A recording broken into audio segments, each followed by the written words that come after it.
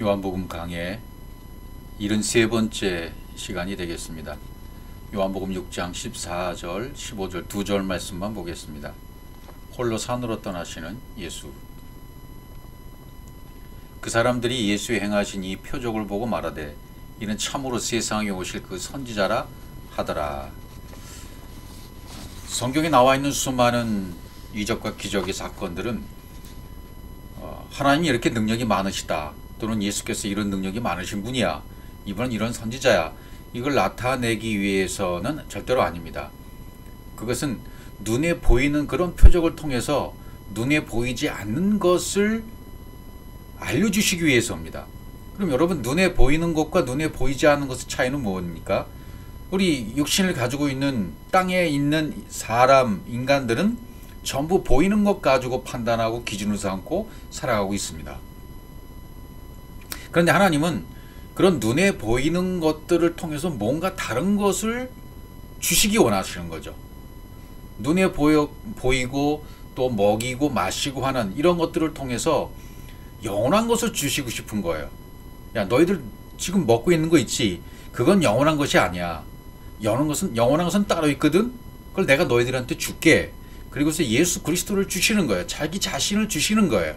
진리를 주시는 것이고, 하나님 아버지 자신이 자기 자녀들에게 뭔가 이렇게 선물을 주고픈 마음, 아니 선물보다는 그냥 몽땅 자기 자신을 그냥 주시고 싶은 마음이에요.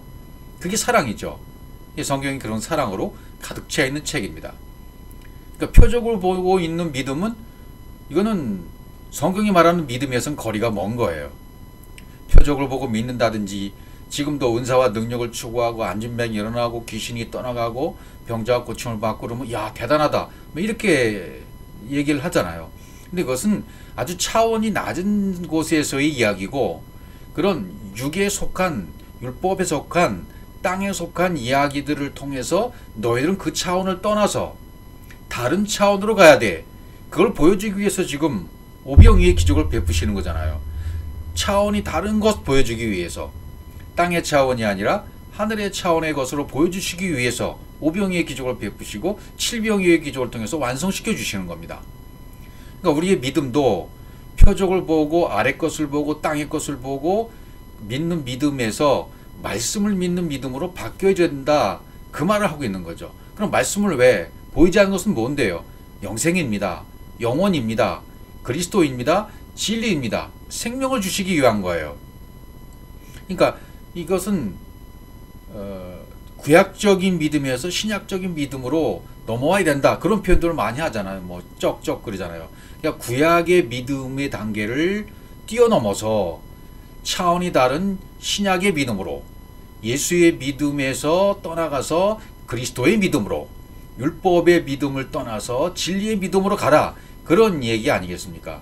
그래서 성경 로마서에서도 그 얘기하고 있는 거예요. 로마서 1장 17절. 복음에는 하나님의 의가 나타나서 믿음으로 믿음에, 여기 믿음으로 믿음에가 나오잖아요.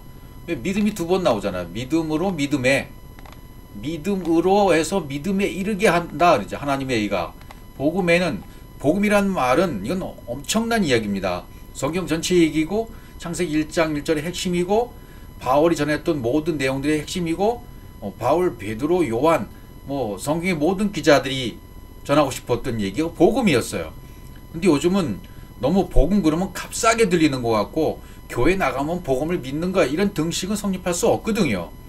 이제 사람들은 너무 이 복음에 만취해져서, 취해져서 복음 그럼 그냥 예수, 이걸 통해 버리는 거예요. 예수 믿으면 복음을 믿는 거고, 복음을 전하면 예수를 전한 거고, 뭐 이렇게 생각하니까 길거리에서 예수 믿으세요 막 전단지 돌리면 복음 전했다고 얘기하는 거죠. 이건 차원이 다른 얘기입니다. 하나님의 의라는 것은 하나님 자기 자신, 짜디크가 나타나는 거잖아요. 믿음으로 믿음에, 처음 믿음에서 둘째 믿음으로, 율법의 믿음에서 진리의 믿음으로 이렇게 나아가야 된다라는 것을 지금 얘기하는 거예요. 그래서 오직 의인은 믿음으로 말미암아 살리라 한 것 같으니라. 믿음이라는 것 자체가 그 이름이라는 것이고, 그리스도라는 이름이고, 하늘의 진리를 얘기하는 겁니다. 믿음 자체가 그리스도 그분 얘기를 하고 있는 거예요. 예, 그 세계 속으로 들어가면 다 그 얘기가 그 얘기입니다. 그래서 이미 말씀을 드렸지만 성경에 있는 모든 단어들, 또 뭐 예수, 그리스도, 율법, 진리, 믿음, 사랑, 은혜, 기도, 찬양, 감사, 선교, 뭐 이런 단어들을 총 이렇게 막내해서 공부를 해보고 공부의 끝자락에 가보면 뭐가 된다고요? 그냥 하나로 남는 거예요. 그리스도, 예수 그리스도, 진리, 하나님, 사랑, 이거밖에 남는 게 없어요. 사랑만 남는 거예요. 사랑만. 모든 단어들이 합쳐지면 다 하나가 되는 겁니다. 사랑이 되는 거예요. 결국은. 그래서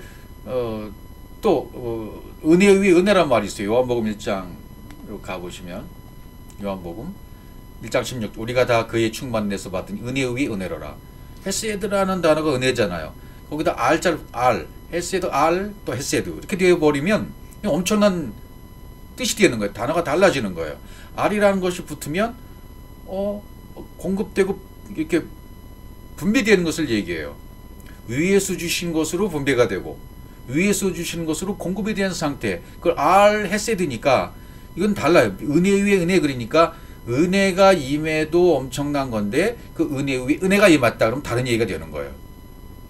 그러니까 하나님이 정탐꾼을 보내서 정탐하고 측량돼서 내 안에 열려지는 것 하고 열려져서 들어와서 완성되는 것하고는 전혀 다른 차원이 다른 얘기라고 말이죠. 말씀을 들을 수 있습니다. 진리의 말씀을 들을 수는 있습니다. 아 그래 맞아라고 동의할 수도 있고 인정할 수 있어요. 고개를 끄덕일 수 있습니다. 그런데 그렇게 지식으로 들어와서 끄덕이는 상태하고 그것이 들어와서 새겨지고 완성되는 단계는 전혀 다른 차원의 얘기라고 말이죠. 아직 내 안이 완성이 안 됐다면 엘롬으로 완성이 안 된 것이고 베레시트로 성취가 안 된 것이고 아들로 창조가 안 된 거잖아요. 이것은 하루아침에 되는 건 아니에요. 예, 과정이 있어요. 그러니까 이걸 뭐 수십 년 교회 나간 사람들도 이 진리의 말씀을 전하면 어안이 벙벙한 거예요. 어안이 벙벙해요. 에스겔처럼 다니엘처럼. 사실 우리도 그렇게 되는 겁니다. 어안이 벙벙해지는 거예요. 진리의 말씀 들으면. 에스겔처럼도 다니엘처럼 그냥 몸이 내 몸이 아닌 것처럼 흐느적거리고 비몽사몽간에 이르기도 하고 망치로 때려 맞은 것 같기도 하고 부드러운 그분의 이렇게 터치 누리기도 하고 그분의 음성에 눌리기도 하고 눌린다는 말보다는 그분의 음성과 하나가 되기도 하고 들려오기도 하고 그러니까 내적인 음성을 말하는 겁니다. 그렇게 되면 이게 차원이 다른 세계 속으로 들어간다는 얘기예요. 그러니까 진리의 말씀이 정탐되고 내 것이 없어지고 하나님이 밀고 들어오시는 것 이것이 완성되어야 된다는 거죠. 어느 한계에서 진리의 말씀을 들어서 거기서 끝나면 그 다음 진행이 안 되면 아무 소용이 없는 거예요.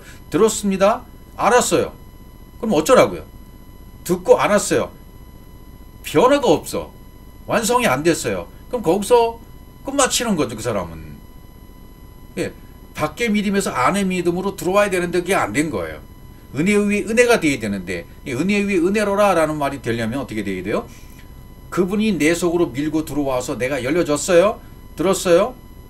그러고 난 다음에 새겨지고 완성된 단계까지 가면 은혜 위에 은혜가 임한 거예요. 두 번째 은혜가 임한 거예요. 이게. 또 밖의 믿음에서 안의 믿음으로 된 거예요.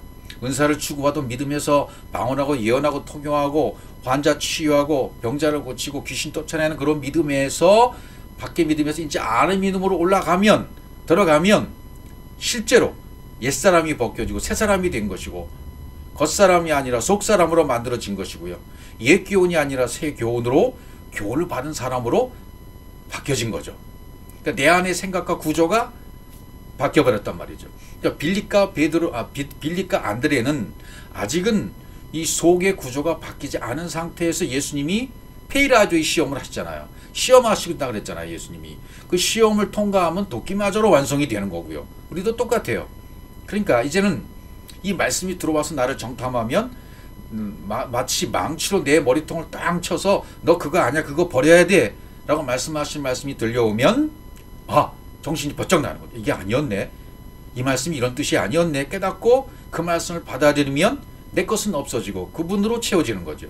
이게 계속 반복적인 작용이 이러다 보면 내 안에 생각의 구조가 바뀌어요. 율법의 생각이 없어져요. 허랑방탕하고 다 소비가 되어져요. 그럼 하나님의 것으로 채워지는 거죠. 구조가 바뀌는 거예요. 가치관이 바뀌는 거예요. 내 이론이 바뀌는 겁니다. 내 철학이 떠나가는 겁니다. 내가 만든 가짜 하나님과 가짜 종교가 박살나는 것입니다. 그리고 내가 만들어 온 가짜 하나님이 삭제돼 버리는 거예요. 그래서 우상을 벗겨버리게 되는 거죠. 그럼 빈손 들고 오지 않게 되는 거죠, 그게. 그럼 영의 구조, 그리스도가 머리가 된 상태가 되는 거예요. 그런 구조로 바뀌어야 될 것을 성경은 항상 얘기해주고 있는 것입니다. 표적을 본 사람들의 반응이요, 이 성경에 나와 있는 반응하고 오늘날의 반응하고 다르지가 않아요. 똑같아요. 요한복음 6장 2절에 보면 큰 무리가 따르니 이는 병인들에게 하시는 표적을 보미라. 표적을 본 사람들은 따르게 되어 있어요. 순간적으로 따르게 되어 있어요. 자기 몸이 병에서 나으면 교회 나와요. 그러다가 시간이 지나면 또 안 나오죠. 그래서 그런 웃기는 얘기도 있잖아요. 그런 환자가 치유받았어요. 교회 열심히 나왔습니다. 안 나와요. 신방 갔습니다. 왜 안 나오세요? 그만큼 6개월 좀 나가줬으면 됐죠. 그랬다는 얘기가 있지 않습니까? 유효기간이 짧다 이건 말이에요. 이런 것은. 밖의 믿음은. 안의 믿음으로 완전히 구조가 바뀌어져야 하나님의 사람으로 만들어지는 거고, 구조가 완전히 이게 뒤바뀌어져야 이게 그리스도가 머리로 되는 거죠. 그렇게 되기까지는 여러분 시간이 걸릴 수 있어요. 하루아침에 되는 거 아닙니다. 그냥 말씀을 한번 들었다고, 진리의 말씀을 들었다고 되는 것도 아니고, 그 말씀 들어서 내가 참 감동받았어, 그래서 되는 것도 아니에요. 내 것이 다 벗겨질 때까지. 그러니까 땅끝까지 가야 된다는 거냐. 땅끝까지 가야 되는 거예요. 땅끝은 하나님이 내 속에 들어오셔서 하나님이 마무리 지신 그 부분까지 가야 땅끝이 오는 거예요. 예루살렘과 유대와 사마리아와 온 유대와 사마리아 땅끝까지 이런 내 증인이 되리라. 그런 말씀 제가 이제 다시 이렇게 유튜브에 정리해서 올려놨는데요. 하여튼 그런 말씀들 보면 사실은 이 교회에 다니는 사람들이 그런 말씀을 들으면 충격을 받게 돼 있어요. 예루살렘과 온 유대와 사마리아 땅끝이 그런 의미가 아니었네. 이게 전부 내가 만들어지는 얘기네. 차원이 다르게 바뀌어지는 얘기를 하고 있는 거네. 예루살렘, 유대, 사마리아 땅끝, 이게 전부 바우 접속사로 연결이 되어 있거든요. 헬라어로는 카이라고 되어 있는데 카이라는 것은 좀 의미가 없어요. 그거보다는 엔드 그리고라는 거는 연결이 되는 게 더 중요해요. 다 연결이 되어 있는 거예요. 예루살렘, 온 유대, 사마리아 땅끝, 이게 거의 같은 의미라요. 같은 의미로. 지역적인 의미를 얘기하는 게 절대 아니란 얘기고, 내가 만들어지는 얘기고, 창세기 1장 1절이 새겨져서 완성이 되는 단계의 얘기고, 옛사람이 벗겨지고 새 사람으로 만들어지는 얘기고, 내가 아들로 창조되는 얘기라 그 말이죠. 위의 꽃이 밀고 들어와서 나를 장악하는, 정복해버리는 그런 얘기란 말이죠. 그러니까 이 표적을 본 사람들은 그 밖에까지 못 보는 거예요. 또 마태복음 8장 7절, 그 사람들이 기이하게 이르되 이 어떠한 사람에게 바람과 바다도 순종하는 과도다. 무리를 걸어서 오시는 예수님도 있고, 바람과 바다를 꾸짖으니까 잠잠해지고, 이런 사건들을 보면 이해가 안 가는 거죠. 기이 여기는 거죠.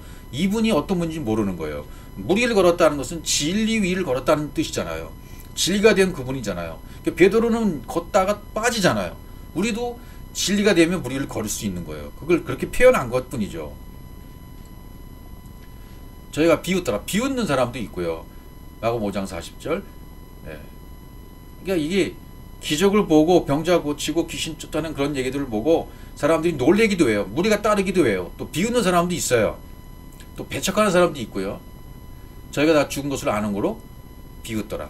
죽은 아이를 데리고 왔을 때 그 얘기잖아요. 달리다고 뭐 그런 사건도 많이 알고 계시잖아요. 근데 그 사람들이 아이가 죽은 것을 알기 때문에 비웃다. 근데 예수님의 관점에서는 그 아이가 죽은 것이 아니라 잔다는 얘기예요.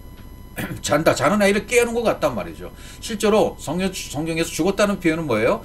그리스도로 바뀌어지지 않은 사람들, 그 안에 그리스도가 없는 사람들, 영이 안 된 사람들은 그야말로 그 몸은 죽은 몸이죠. 그 죽은 몸을 도로가도 그걸 상태를 얘기하는 거예요. 도로가의 죽은 몸을 살리잖아요, 베드로가. 그것은 그리스도가 없는 상태에서 그리스도를 넣어주는 것이라 그런 얘기가 되는 거예요. 살린다는 얘기는요. 유독으로 살린 얘기도 그런 얘기들이고요. 구약이나 신약이나 이렇게 사람을 살리는 얘기, 죽은 사람을 살리는 얘기, 죽은 아이를 살리는 얘기, 이건 전부 뭐예요? 복음으로, 율법에서 진리로, 옛사람에서 새사람으로 그리스도가 머리가 되는 얘기를 해주고 있는 것이고, 그리스도로 살아가는 것이 없는 자들에게 그리스도가 있는 생명으로 살아가는 사람으로 바뀌어지게 하는 얘기를 해주고 있는 거거든요. 또 마가복음 5장 42절, 소녀가 곧 일어나서 걸으니 나이 12살이라 사람들이 크게 놀라고 놀랐다. 그런 기적을 보면 이게 놀라게 되어 있는 거예요. 놀라고. 마가복음 6장 3절, 이 사람이 마리아의 들 목수가 아니냐? 야고보와 요셉과 유다와 시몬의 형제가 아니냐 그 누이 우리와 함께 여기 있지 아니하냐 하고 예수를 배척한지라. 이 당시에 이제 상황은 예수의 주변 사람들 그 동네에서 같이 보고 자랐던 사람도 있을 거 아닙니까? 역사적으로도. 그러면 내가 저 아버지 알고 있다. 그 예수를 알아. 그리고 예수를 배척했단 말이에요. 그런 얘기가 되는 거예요. 이것은 이제 물론 기록적인 얘기잖아요. 오늘날 우리에게 적용해 보면 우리가 어떻게 바뀔 수 있고 어떻게 그리스도로 살아갈 수 있겠습니까? 우리 주변 사람들이 나를 알고 있고 형제들이 나를 알고 부모들, 자식들 나를 다 알고 있는데 이 부분이 어려울 수 있어요. 근데 이건 기준이 서로 바뀌지 않으면 평생 배척됩니다. 예, 땅의 기준과 하늘의 기준이 부닥치면 영원히 해결이 안 되는 겁니다. 배척될 수밖에 없어요. 기준이 무엇이냐에 따라 다르기 때문에 땅의 기준을 가고 하늘을 판단해 버리면 땅의 기준이 이겨버리는 거잖아요. 그러나 그 사람이 하늘의 기준을 받아들이고 이런 것이 아니었네라고 자기 자신을 스스로 땅에 묻어버리면 하늘의 것이 들어와서 하늘의 기준이 자리 잡게 되어집니다. 그러면 이해를 하게 되죠. 부모를 이해하고 형제를 이해하고 이웃사람들을 이해하게 되어죠. 그게 안 되면 영원히 평행선을 가게 되는 거예요. 배척하게 되는 길을 가게 되는 거예요. 이처럼 가족들처럼 마리의 아들 목수가 아니야? 저 누구의 아들 누가 아니야? 이렇게 다 배척한단 말이에요. 예수를. 오늘날도 똑같아요. 진리를 알고 복음을 아는 사람이 복음을 전해주면 그 사람을 알기 때문에 그 사람이 육의 모습, 대의 모습을 알기 때문에 진리를 배척해버린다는 얘기가 되는 거죠. 근데 실제로 그 안이 바뀐 사람들은 기준이 바뀌었기 때문에 진리를 전하면 그 진리를 받아들인 사람은 역시 또 바뀐 사람들이에요. 진리로 안이 구조가 바뀐 사람들은 진리를 받아들인단 말이죠. 마가복음 6장 51절 배에 올라 저에게 가시니 바람이 그치는지라 제자들이 마음이 심히 놀라니 이렇게 될 수밖에 없죠. 네. 근데 이건 어떤 이런 기록된 구절들을 보면 우리 표현이가 이게 우리 표현이잖아요. 충격을 받고 놀라고 또 배척을 하고 저 사람이 어떤 사람이지? 이런 반들이 성경 여기저기 다 나와 있잖아요. 그런 것을 보면서 우리 안에서도 그런 것이 다 작용하게 되어 있는 것이고 적용하게 되어 있는 겁니다. 전부 이런 과정을 거치게 되어 있어요. 이는 저희가 그 떡 되시던 일을 깨닫지 못하고 도리어 그 마음이 둔해졌습니다. 마음이 둔해지면 어떻게 돼요?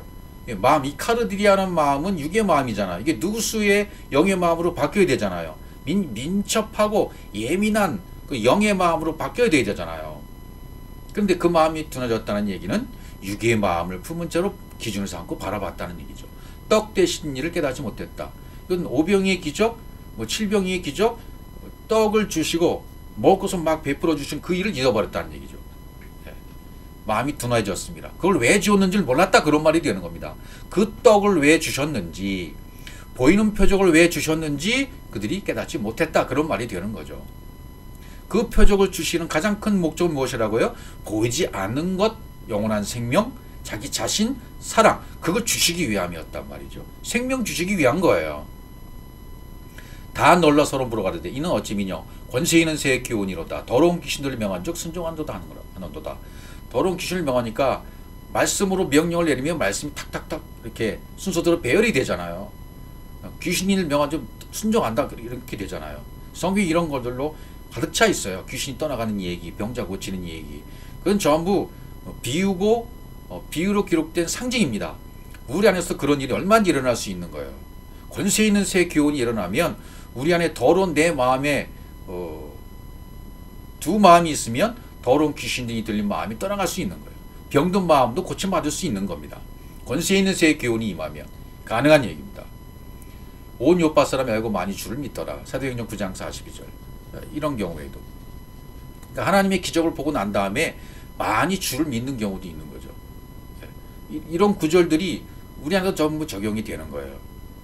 자연스럽게 적용이 되는 겁니다. 그러니까 베드로가 도로가를 살렸을 때 그 얘기거든요. 죽은 도로가, 아까도 말씀드렸지만 도로가가 죽었다는 얘기는 그 안에 그리스도가 없는 상태인 도로가를 그리스도로 다시 살렸다 그런 말. 그리스도가 있는 생명으로 살렸다 그런 말이 되는 거죠. 그랬을 때 온 요파 사람이 알고 많이 주를 믿더라. 주변 사람들이 듣고 믿었더라 그런 말이 되는 겁니다. 또 온 시내가 예수를 만나려고 나가서 보고 그 지방에 떠나시길 간구하느라. 마태복음 8장 34절인데요. 이거는 제사상에 2,000마리의 돼지떼에 귀신이 들어가서 귀신을 바닷가로 떨어지는 얘기. 그런 얘기잖아요. 그러니까 재산상의 손해를 입었기 때문에 돼지떼 2,000마리잖아요. 그러니까 떠나시기를 강구했다. 그런 말도 되고요. 무리가 보고 두려워 이런 권세를 사람에게 준 하나님께 영광을 돌리니라. 예, 무리가 보고 두려워했다. 무리들이 두려워할 수 있어요. 하나님의 기적과 이적이 임하면 두려움이 임할 수 있죠. 그리고 그런 권세를 준 사람에게 준 하나님께 영광을 돌렸다. 이런 표현들 보면 좀 육적인 표현들이거든요. 이런 표현들을 보고 여기에 숨겨져 있는 하나님의 진리를 깨달으라는 얘기예요. 아, 하나님께 영광을 돌렸다는 얘기가 이게 이 사람들이 정말 이 무리, 이 사람들이 생명력 사람들이잖아요. 두려움을 느끼는 사람들이잖아요. 영광을 돌렸다는 얘기가 어떤 영광일까? 이거 전부 가늠해 볼 수 있는 얘기들이에요. 마태복음 15장 31절 벙어리가 말하고 불구자가 건전하고 절뚝발이가 걸으며 소경이 보는 것을 무리가 보고 기이 여겨 이스라엘의 하나님께 영광을 돌리니라. 이렇게 카보드 하나님께 영광을 돌렸다. 이 영광에서 영광으로도 나갈 수 있거든요. 이게 사람의 영광에서 하나님께 돌린 영광으로 가야 되거든요. 그럼 그건 차원이 다른 얘기가 되는 겁니다. 전부 이렇게 우리 성경에 기록되고 번역된 내용들은 우리가 알 수 있는 단어들로 기록되었잖아요. 근데 알 수 있는 단어들로 기록된 것을 보고 하나님이 주신 의도와 뜻을 찾아낸다면 그게 바로 복음인 거예요. 그게 바로 진리인 것입니다. 그가 일어나 곧 상을 가지고 모든 사람 앞에서 나가거늘 저희가 난 더하 놀라 영광을 하나님께 돌리며 가로되 우리가 이런 일을 도무지 보지 못하였다 하더라. 이제 이게 이런 속뜻이 실제로 우리 안에서 일어나야 되는 거죠. 내 안에서 완벽한 변화가 일어나서 십자가를 통해서 내가 죽고 내 모든 것들이 하나님의 말씀에 의해서 십자가에서 11조로 드려지고 11조가 드려졌다는 얘기는 뭐예요? 내가 십자가를 통해서 내 육이 죽었다. 옛사람이 죽고 새사람이 되었다. 그럼 11조로 드려진 거예요. 예수님 자기 자신이 십자가에 죽음으로 11조가 되신 거잖아요. 그리고 내가 너희를 11조가 되게 해줄게 라고 우리를 초청하시는 거잖아요. 우리도 깨닫고 그리스도로 머리가 바뀌어지면 새사람으로 만들어지면 엘롬으로 만들어지면 이 새사람으로 창조가 아들의 창조가 되어지면 우리도 11조가 된 것입니다. 그리고 이런 일을 도무지 보지 못했다 이런 고백들이 실제로 이제 일어나게 되는 거죠. 사도행전 5장 11절 온 교회의 일을 돕는 사람이 다 그게 두려워하니라. 예. 뭐 아나니아 삽비라의 얘기 그런 얘기를 통해서 두려움이 임할 수 있는 거죠. 이건 전부 육에서 영으로 바뀌어지는 얘기들을 통해서 이런 두려움이 임하는 거거든요. 마태복음 9장 33절 귀신이 쫓겨나고 벙어리가 말하기를 무리가 기이 여겨 이르되 이스라엘 가운데 이런 일을 본 때가 없다 하되. 예. 이건 때가 그 사람 속에 때가 오면 반드시 그 사람 속에 있는 귀신이 쫓겨나고 벙어리가 말하게 돼 있어요. 진리의 말을 하게 돼 있어요.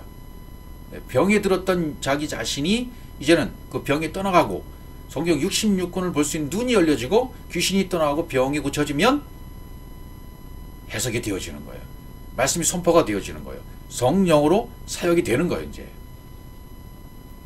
바리새인들은 가로되 저가 귀신의 양을 빙자하여 귀신을 쫓아낸다 하더라. 귀신을 쫓아내는 사건을 보니까 아직 바리새인들은 뭐라고 얘기해요? 귀신의 왕 바알세불 뭐 이렇게 빙자해서 귀신을 쫓아낸다 이렇게 말한단 말이죠. 아직 안 된 사람들. 그러니까 성경에 나오는 바리새인 서기관들 전부 구원받은 사람들이잖아요. 되지 않았을 때는 다 이렇게 말하는 거예요. 이것도 이 사람들의 과정입니다. 예, 다 과정을 얘기하는 것이고 바리새인 서기관들 이 사람들도 구원받는 과정들을 성경에 다 이렇게 기록해 놓았어요. 바리새인들이 나가서 곧 햇당과 함께 어떻게 예수를 죽일까 의논하니라. 이런 말씀을 보면서 우리말로 번역된 성경을 보면 바리새인 서기관들 그러면 무조건 예수를 반대했던 사람들, 정치적으로 아주 나쁜 사람 이렇게 여기잖아요. 아니요, 성경은 이런 사람들을 통해서도 복음 진리를 숨겨놨거든요. 그래서 제가 이런 부분을 설명하면서 이 사람들도 과정을 통해서 바리새인들이 왜 예수를 죽일까 의논할까, 이 사람들이 진리를 깨달았기 때문이다 이렇게 얘기하면 사람들이 충격을 받아요. 목사님 그게 무슨 말이냐고, 그게 나와는 전혀 맞지 않는 얘기다, 왜 그런 얘기를 하느냐 막 항의한 사람들이 막 들끓 때가 많이 있었어요. 그 진리를 알고 나면요 이해가 가는 거예요. 헤롯 왕과 함께 어떻게 예수를 죽일 거 의논했다는 얘기는 이 사람들은 모르고 지금 하는 얘기잖아요. 겉으로는 그렇게 기록됐잖아요. 그런데 이 바리새파 분리된 사람들이잖아요. 이 사람들도 하나가 되면 주와 연합이 되면 구원받은 사람들이잖아요. 유대인, 예루살렘, 유대, 사마리아 땅끝 설명드렸지만 바리새인 서기관들, 성경에 있는 모든 인물들 등장하는 나쁜 역으로 나왔던 사람들, 처음 이 사람들은 나쁜 역으로 나왔던 사건이었지만 그 사건을 통해서 그 사람들도 구원받는 거예요. 애굽인들도 마찬가지예요. 바로 왕도 마찬가지고요. 야, 이런 바리새인 서기관들이 그 안에 영은 뭔가 진리를 점점 깨달아가는 거예요. 이 예수가 죽어야 내가 완성돼. 이 예수가 십자가에 죽어야 내가 완성되는 거구나. 이걸 깨달은 사람들은 빨리 예수를 죽여야 되는 거예요. 이게 예수를 죽이는 자기 안에 일어난 일들을 성경의 번역을 통해서 이렇게 우리가 이해를 못하니까 그렇지, 이해를 하고 나면 아, 이건 내 안에서 일어나는 일이야 라고 깨닫게 되어지면 내가 바리새인의 상태에 있고 서기관의 상태에 있다가 내 안에 있는 그 육체의 예수가 죽어지면 바리새인이 완성되는 거예요. 서기관이 완성되는 것처럼 나도 역시 내 안에서 완성되는 거예요. 이런 말을 이해가 가시면 성경에 있는 모든 구조들이 이해가 가는 거예요. 아, 그래서 이 말씀이 이렇게 기록되었구나. 적용이 될 수 있는 거죠. 이렇게 예수를 죽이고 인원하더라. 이건 이들이 마음속에 영이 어느 정도 복음 진리가 조금씩 차 들어가기 때문에 나온 얘기들이에요. 그래서 예수가 죽어야 되거든요. 자기 안에 있는 예수가 죽어야 되거든요. 역사적인 예수가 죽어야 되듯이 자기 안에 있는 예수도 죽어야 된다 그 말입니다. 역사적인 예수가 죽은 것은 단 한 번의 사건이잖아요. 단 한 번의 사건을 위해서 기록된 일들이기 때문에 이런 일들은 지금 반드시 진행되어야만 하는 거예요. 예. 그래서 그 한 번의 사건이 끝나지면 영원 오고 오는 세대의 모든 사람들이 이 말씀을 들으면서 자기 자신에게 적용할 수 있단 말이죠. 자기 안에 있는 예수를 빨리 죽여야 되는 거죠. 배에 있는 사람들이 예수께 절하며 가로되 진실로 하나님의 아들이로소이다. 마태복음 14장 33절 이런 말씀들. 그러니까 무리를 걷는 예수를 보고 이제 그렇게 절했다 그 말이죠. 무리를 걷는 예수, 아까도 얘기 드렸지만 진리, 예수님은 무리는 진리를 걷는단 말이죠. 진리를 추구하시는 분이에요. 하나님의 아들이시잖아요. 직접 이 땅에 말씀이 육신이 돼서 오신 분이기 때문에 이분은 진리이신 분이에요. 베드로를 통해서도 그걸 보여주시는 거예요. 베드로아 오라. 그러니까 무리를 걸어가잖아요. 처음에는 베드로도. 그러다 두려움이 임하니까 빠져가잖아요. 그게 우리가 똑같은 거예요. 우리의 속성도 그렇단 말이죠. 무리를 걷는 예수님처럼 우리도 무리를 걷는 진리에 세워지는 자가 될 수 있는 거예요.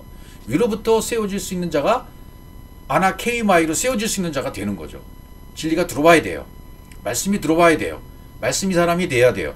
진리의 사람이 되어야 돼요. 그러면 무리를 걷는 예수님처럼 우리도 진리를 추구하는 사람, 진리 위에 세워진 사람이 되어지는 것이죠. 그때 서기관과 바리새인 중 몇 사람이 말하되 선생님이 우리에게 표적 보여주시기를 원하나이다. 그러나 표적은 요나의 표적밖에 없다고 그러잖아요. 예수께서 대답하여 가라사대 악하고 음란한 세자가 표적을 구하나 선지자 요나의 표적밖에는 보일 표적이 없느니라. 마태복음 12장 39절에. 그렇죠. 물고기 뱃속에 들어갔다가 3일 만에 다시 물고기를 토해내는 것처럼 예수님이 십자가에 죽고 3일 만에 부활하신 그 사건이 표적이다. 이것밖에 없다. 너희들 십자가에 죽어야 돼. 예수님이 보여주신 그 모범처럼 너희들도 반드시 십자가에서 죽어줘야 되는 거야. 진리를 그 머리로만 알고 십자가에서 자기 육이 죽어 없어지는 것을 싫어하는 사람들이 많거든요. 실제로 그것이 안 되었기 때문에 신앙이 믿음에서 믿음으로가 안 되고 은혜에 의해 은혜가 안 되는 경우가 너무너무 많은 거예요. 그러니까 자기 안에 육체의 예수가 빨리 죽어야 되는 거죠. 십자가에서 죽어질 수밖에 없는 거예요. 십자가의 그 사건을 통해서 역사적인 한 번의 그 사건을 통해서 오고 오는 세대 나에게도 십자가에서 죽을 수 있는 기회를 주시는 거죠. 복음 진리를 통해서 말씀을 통해서. 그러면 자기가 직접 십자가에서 죽는 그 사건이 실제로 일어났을 때 자기 영 알아요. 자기가 죽었을 때 기준이 바뀝니다. 가치관이 바뀝니다. 철학이 바뀝니다. 삶이 바뀝니다. 언어가 바뀝니다. 행동이 바뀝니다. 완벽하게 기준이 바뀐 사람이 되어져요. 그래서 선과 악의 구조가 없어져요. 이건 옳다. 이건 그러다. 그런 기준이 없어져 버려요. 그럼 삶이 달라지게 되겠죠. 근데 사람들 그걸 내 삶을 옛날의 그 모습만 기억하기 때문에 나를 이해하지 못하고 여전히 욕하는 상태죠. 저 사람 저랬던 사람이야. 그건 상관없어요. 내가 이제는 바뀐 삶을 살게 되어지면 그 사람도 언젠가 그런 바뀐 삶이 오게 되면 서로 그때는 이해하게 되는 거죠. 그러나 그렇게 되기 전까지는 여전히 판단하고 기준하고 비교하고 책망하고 욕하고 그런단 말이죠. 이거는 진리에 접했을 때는 달라지는 얘기예요. 달라진다는 얘기입니다. 표적은 요나의 표적밖에 없다.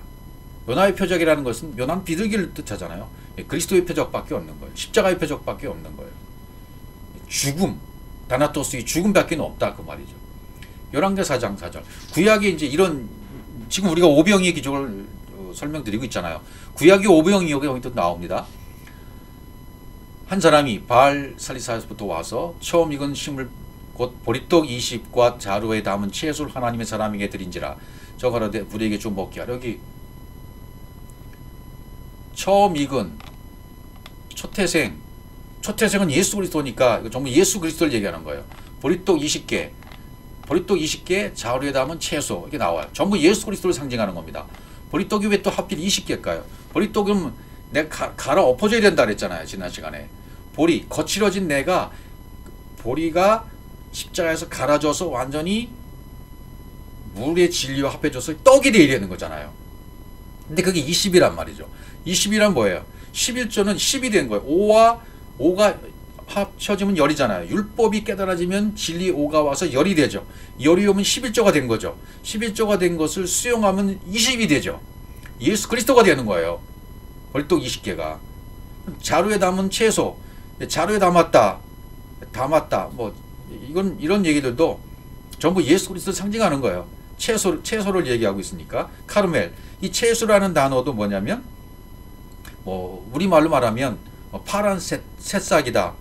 지난주에 잔디가 나왔잖아요. 잔디, 새싹, 신선한, 반짝반짝 빛나다. 그런 의미가 여기 있거든요. 채소 안에는. 그러니까 이것도 진리를 말하는 것이고 신선하다. 그러면 둘째 아들 그리스도를 말하는 거예요. 예, 채소도 역시 예수 그리스도를 말하는 겁니다. 처음 익은 식물 초태생 예수 그리스도. 보리떡 20 예수 그리스도. 자루에 담은 채소 신선한 반짝반짝 빛나는 진리 파란 이삭 열매 그리스도 예수 그리스도를 말하는 거예요. 그러니까 이 채소라는 말도 그 단어를 보면 이렇게 돼 있어요. 진리가 공급해서 들어와서 그리스도의 머리가 되도록 수용된 상태. 이걸 채소라고 말하는 거죠. 반짝반짝 빛나고 진리의 상태를 말하는 거죠. 무리에서 하나님의 사람에게 드린지라. 우리에게 먹게 하라 그러죠. 먹는 사건이 오병이 비슷한 얘기죠.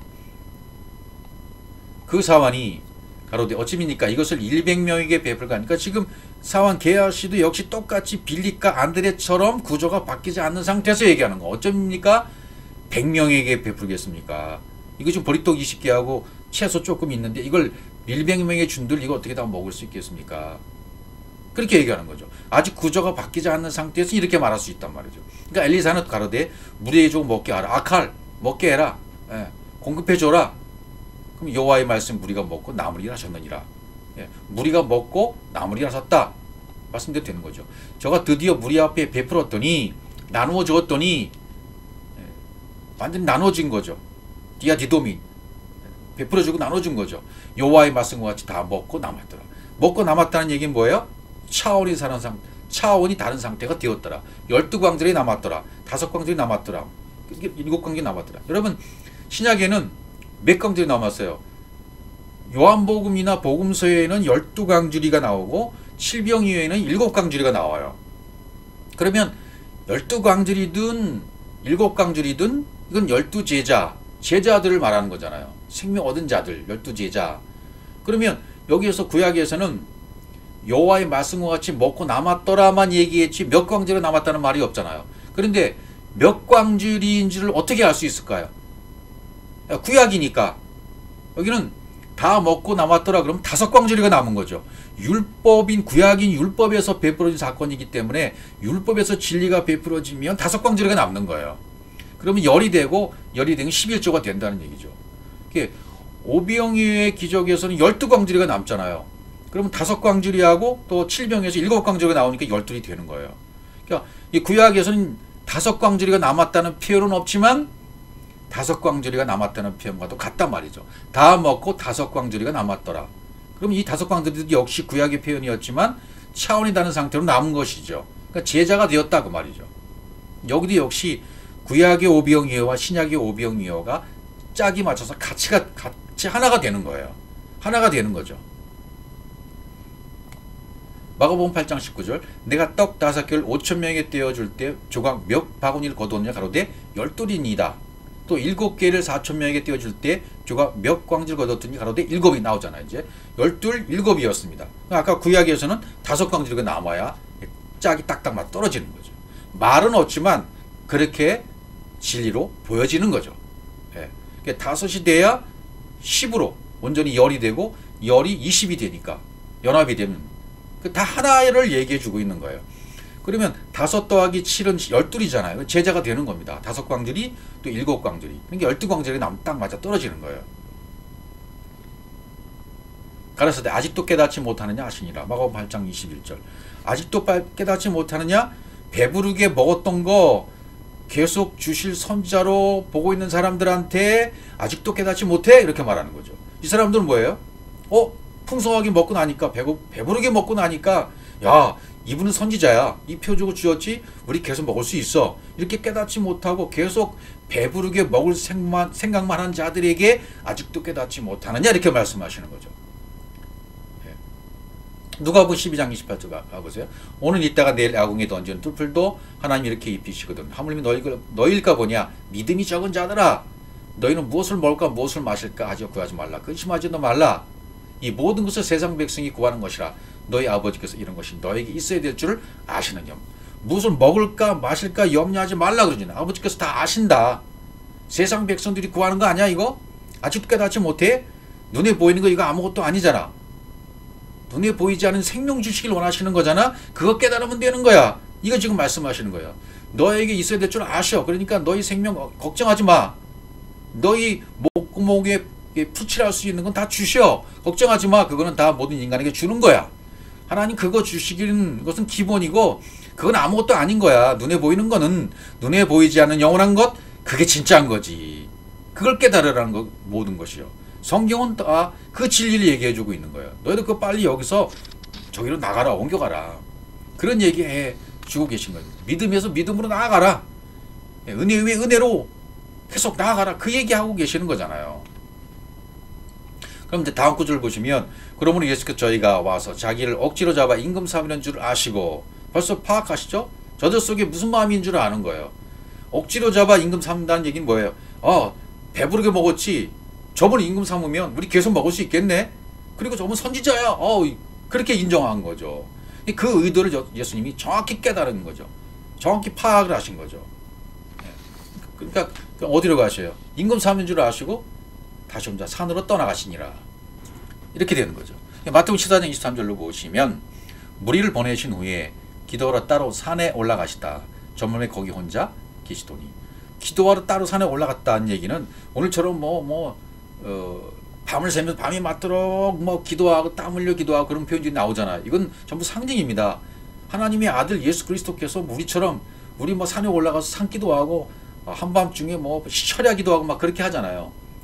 거기서 따온 거죠. 예수님이 하신 모습을 보고. 실제로 예수님이 하시는 모습은 뭐냐면 기도했다는 것은 뭐예요? 기도라는 것은 프로시콤마에는 하나님의 원함이 내 원함이 되는 거잖아요. 나의 원대로 마옵시고 아버지의 원대로 되기를 원하나이다.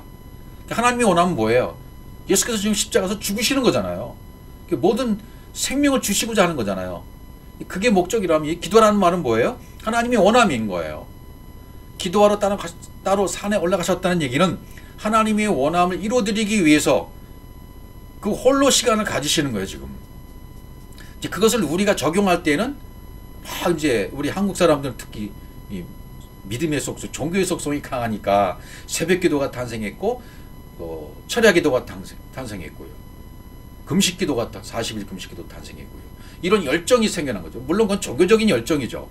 진리를 몰랐을 때 그런 열정이죠. 그러나 진리를 알고 나면 그게 무슨 의미인지 알잖아요. 새벽 기도가 뭔지 철야 기도가 뭔지 의미를 알았어요. 새벽이 일찍이란 말도 뭔 줄 알고 또 철야라 밤을 새웠다는 얘기도 뭔 줄 아는 거잖아요. 바꿔지는 시간이거든요. 6이 0에서 바꿔지는 시간. 광야 기간도 마찬가지잖아요. 말씀이 바뀌는 기간이거든요. 내 속에 있는 육의 말씀을 진리의 말씀으로 전부 바꿔주시는 기간이 광야 기간 시간이거든요. 또 밤이 지나서 아침이 와야 되잖아요. 철야해야 되잖아요. 밤에 하나님이 나의 모든 것을 바꿔주시는 시간이에요. 밤에 꿈을 꾸는데 꿈도 하나님이 내 속에다 하나님의 것을 집어넣어 주시는 게 꿈이에요. 이거 바꿔라 이렇게 바꿔주시는 거죠. 바꿔주시는 게 꿈인 거죠. 근데 이들이 예수님 전부 혼자 계셔요. 혼자 기도하러 딴에 가죠. 기도하러 무리를 작별하신 후에 기도하러 산으로 가시다. 마가복음 6장 46절도 또 누가복음 6장 12절도 이때 예수께서 기도하시러 산으로 가서 밤이 맞도록 하나님께 기도하시고 이런 장면이 나오는 거예요. 이제 이런 장면들은 뭘 얘기해 주는 걸까요? 예, 아버지와 아들의 연합이에요. 아버지의 원함, 아버지의 뜻을 이루어드리기 위한 아들의 홀로의 시간을 갖는 거예요. 이 땅에 육으로 오신 아들의 역할로서 밤이 맞도록 기도했다는 그런 표현인 거예요. 이건 뭐예요? 아버지의 원함을 이루어드리도록 하기 위한, 예, 아버지의 원함이 그대로 되어드리도록 하기 위한 기도가 되는 거죠. 기도했다는 것은 막 내 것을 막 달라고 떼쓰는 게 아니라 하나님이 그 원하심이 십자가의 죽으심이 이루어지도록 하기 위한 그런 기도가 되는 거죠. 오늘날 우리의 기도는 하나님의 뜻이 내 안에 이루어지기 위해서 기도하는 거예요. 그러면 기도했다는 것은 하나님이 진리의 말씀이 내 속에 들려오면 내가 기도한 것이 되는 것이고, 하나님도 영의 사역을 통해서 기도가 하시는 것이고, 나도 그걸 받아들이면서 기도가 되는 것이고, 서로 기도가 되는 거죠. 예수님의 기도도 그런 의미에서의 좀 기도를 말씀하고 계세요. 그러니까 우리가 지금 말하고 있는 식사 기도, 새벽 기도, 철야 기도, 또 예배 때 기도, 그런 기도를 얘기하는 그런 형식적 기도를 성경은 말하고 있지 않습니다. 하나님의 원함이 내 안에서 이루어지도록 하기 위한 원함, 그 원함이 하나로 일치됐을 때 기도가 됐다 이렇게 말하는 거죠. 그 아멘이 되는 거죠. 그게 밤이 맞도록 하나님께 기도했다는 말도 뭐예요? 그건 내 육의 습성, 육의 몸을 갖고 오셨기 때문에 육의 속성이 하나도 없이 내 원대로 마음씨가 되기 위해서, 내 원대로 마음씨고 아버지 원대로 되기 위해서 밤이 맞도록 하나님께 기도했다는 그런 표현이 되는 것이죠. 굳이 설명하자면 그렇게 된단 말이죠. 이게 창세기 32장 22절에도 밤에 일어나 아내와 두 종과 11 아들을 인도해 야곱 나라를 건넜을 때, 이제 이건 에서가 400인을 데리고 쫓아온다고 하니까 야곱이 떼를 만들어 놓고 한 떼를 치면 한 떼 도망가겠다 뭐 이런 꾀를 내면서 지금 막 하면서 밤에 일어나서 이제 그 기도하는 장면이 나오는 거예요. 그들을 인도해 시내를 건너며 소유도 건네고 야곱은 홀로 남았더니 어떤 사람이 날이 새도록 야곱과 씨름하다가 환도뼈가 부러지잖아요. 야곱이 홀로 남았다는 것도 역시 똑같은 단어예요. 아까 그 예수님이 혼자 계셨다라는 뜻과 같아요. 이게 혼자 계셨다는 홀로, 이 홀로라는 단어는 바드, 분리가 됐다, 고립이 됐다. 그러니까 우리 속에 있는 우리 마음이 하나님이 주신 공급으로 열리는 결과를 가져오는 거예요. 홀로 있을 때. 이 홀로 있는 기간은 굉장히 중요한 거죠. 홀로 있는 기간은 하나님 엘로힘의 모든 속성이 적용돼서 내 안으로 들어오는 때예요. 홀로 있을 때 들어와요. 홀로, 이게 바드가 되는 거예요. 이때 인간의 속성을 가진 우리는 여러분 고독할 수밖에 없어요. 내가 홀로 됐을 때는 고독할 수밖에 없습니다. 외로울 수밖에 없습니다. 고통스러울 수밖에 없어요. 또 방황할 수밖에 없어요. 저도 그런 기간들을 쭉 지냈습니다. 그러나 그때도 내가 너와 함께라는 말씀을 하셔요.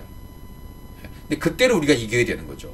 홀로 있을 때 별 생각이 다르잖아요. 이 생각과의 싸움이 엄청나잖아요. 육과의 싸움, 이게 내 마음에 있는 엄청난 사단들의 세력이에요. 내 안에 있는 거예요. 그것과 내가 싸워서 이겨야 되는 거거든요. 세상과의 분리를 통해서 내 마음의 골방이 필요한 거죠. 진리로 나올 수 있는 골방이 필요한 거예요. 그래서 골방은 헤데르라는 말로 되어 있는데, 이 헤데르라는 말은 뭐예요? 깊숙한 내실이잖아요. 그거는 생명이 열려서 그리스도의 머리가 되는 것, 생명이 열려서 영으로 연합이 되는 것, 하나가 되는 것, 그게 바로 골방이에요. 이 골방은 우리말로 표현하면, 골방은 굳이 표현한다면요, 골방은 약국이 될 수 있고, 골방은 연료실이 될 수 있고, 골방은 영과 생명이 열리는 깊숙한 나만의 내실이다, 이렇게 표현할 수가 있습니다. 꼭 필요한 것입니다. 야곱이 홀로 남은 거 반드시 필요한 거예요. 어떤 사람이 날이 새도록 야곱과 씨름하잖아요. 그러니까 하나님을 놓지 않는 씨름을 하고 있는 거예요. 야곱이 여기서 하나님의 복을 받고 말잖아요. 어떤 사람이라는 것은 하나님의 천사, 하나님과 마찬가지죠. 씨름하다 결국은 복을 주죠. 한두 뼈가 위골이 될 정도로 그런 과정을 거치면서. 그러니까 전부 이 복음을 얘기해 주고 있는 거거든요. 우리도 역시 그렇게 돼야 돼요. 시편 146편 4절, 홀로 큰 기사를 행하시는 이에게 감사하라. 그 인자하심이 영원하미로다. 이분도 역시 홀로, 하나님도 홀로 이 일을 하세요. 예수 그리스도께서도 홀로 큰 기사를 행하시는 분입니다. 우리도 반드시 하나님이 홀로 큰 기사를 행하셔서 그리스도께서도 이 땅에 오셔서 말씀이 육신된 예수님께서도 홀로 산에 밤이 맞도록 기도하시면서 사역을 감당하시잖아요. 역시 우리도 홀로의 기간이 필요합니다. 야곱도 홀로 밤을 지내잖아요. 이런 홀로의 시간이 우리에게도 역시 있어야 돼요. 골방의 시간이 있어야 되고요. 골방의 기도 시간이 있어요. 마태복음 6장 6절에서 말하는 골방 기도의 시간이 있어야 된다는 말을 드리고 있는 것입니다. 그 다음에 또 다른 곳으로 가시면 마태복음 26장 30절 이에 저희가 참여하고 감람산으로 나아가니라. 홀로 기도했고 그럴 때 이 사람들이 산으로 가는데 산이라는 것은 뭐 굉장히 많이 나오잖아요. 성경에 엄청난 산들이 많이 나오는데 산이란 하르란 단어 자체는 존재가 되는 거. 예수께서 산에 올라가 앉으시니 제자들이 나오니라. 산에 올라가 앉으셨을 때 존재가 되시는 거예요. 예수님이 그 존재로서 말씀하시는 거죠. 감난산으로 나왔다. 산이 굉장히 여러 가지 종류의 산들이 많이 나오지만 여기서는 특히 이제 감난산이 초점을 받고 있어요. 참미하고 감난산으로 나갔다 그랬고 마가복음 14장 26절도 이에 저희가 참미하고 감난산으로 나가니라. 요한복음 8장 1절 예수는 감난산으로 가시다. 이렇게 되어 있어요. 왜 자꾸 감난산 이렇게 감난산이 나올까요? 사도행 1장 12절 제자들이 감나몬이라는 산으로부터 예루살렘에 돌아오니 이 산은 예루살렘에서 가까워 안식일이 가기 알맞은 길이라. 여기도 감나몬이라 하는 산, 감난산 이렇게 나와요. 감난산은 올리브산, 올리브 기름산 이렇게 말하기도 하죠. 기름을 짜내는 산, 거기서 기도하셨죠. 감난산에서 기도하실 때 하나님이여 어째 나를 버리시나이까 그 기도하셨을 때 감난산, 기름산. 감람나무라는 것은 감난산이라는 것은 뭘까요? 하나님이 공급이 이루어져서 영이 되고 영의 호흡으로 말씀 사역이 완성돼서 당겨지는 곳이에요. 감난산은. 그러니까 성령의 사역으로 내가 존재가 되고 말씀이 되는 곳이 감남산이다. 감남원이라는 산이다 말이죠. 그러니까 전부 감남산을 가는 거 표현이 나오는 거예요. 성경에.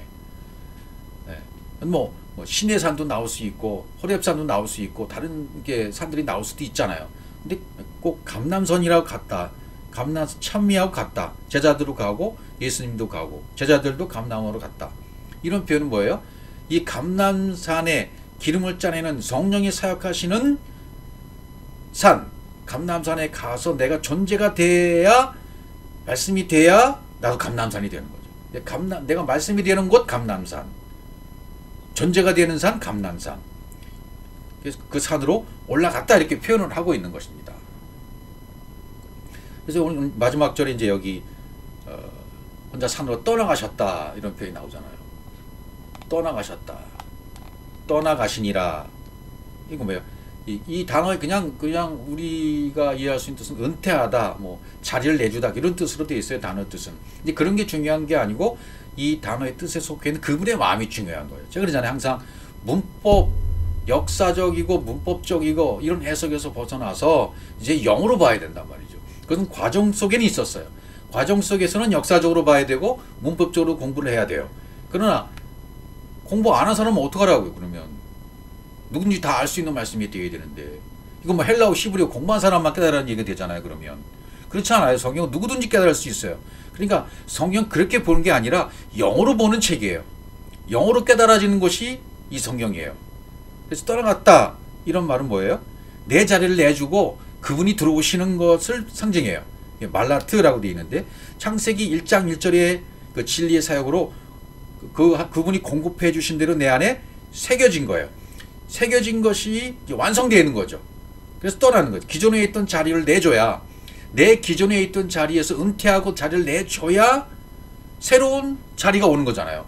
은퇴했다고 끝장나면 아니, 100세 시대에 은퇴했다고 끝장나면 안 되잖아요. 은퇴하고 새로운 곳으로 내가 가야 돼요. 예. 나는 기존에 있던 자리를 내어주고 떠나버리고 은퇴해버리고 그리스도가 들어와서 대신 살아가는 새로운 직업을 가져야 되는 거예요. 내 자리가 바로 새로운 자리, 그리스도의 자리예요. 율법에서 자리를 내줘야 되고 육신에서 자리를 내줘야 되고 옛사람을 벗어버려야 되고 옛교훈도 떠나버려야 되고 진리의 사역이 이루어져야 돼요. 말씀이 내 안에 새겨지고 완성되기 위해서는 반드시 혼자 산으로 떠나가야 된다는 말입니다. 예수님만 이러는 것이 아니에요. 우리도 역시 홀로 혼자 산으로 떠나가시니라 이 말씀이 되어지고 적용이 되어야 돼요.